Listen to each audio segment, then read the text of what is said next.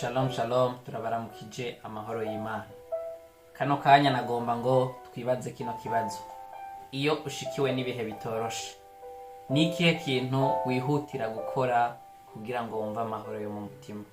Kugira ngo tuyage kuri ano majambo twisunge ijambo dusanga mu cete ca mbere ca Petero igice ca 5 ku murongo w'indwi havuga ngo muyikorera amaganya yanyu yose kuko ibababara. Turahura n'ibicantege muri inosi, bimwe bikadutera ubwoba, bimwe bikaturuhisha.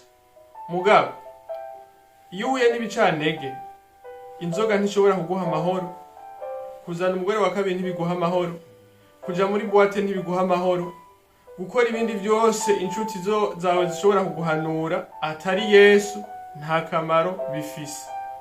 Kristo Yesu aragukunda, ashobora no kugufasha mu biteye ubwoba aho bagutereranye, aho atacizigira ufise. Niwe no kwikorera imitwaro yawe nkuko yawikoreye igorogota uyivyaha. Aragukunda, muhereza amaganya yawe, muhereza ibiguteye ubwoba, muhereza ibikuriza, ntuteshe umutwe n'ivy'abantu canke isi kwereka ngo yakwanse, ngo yahugize iki ngo reka mfata ingingo itariyo. Ahantu honyine ho kurongera amahoro ni muri Kristo Yesu. Amen.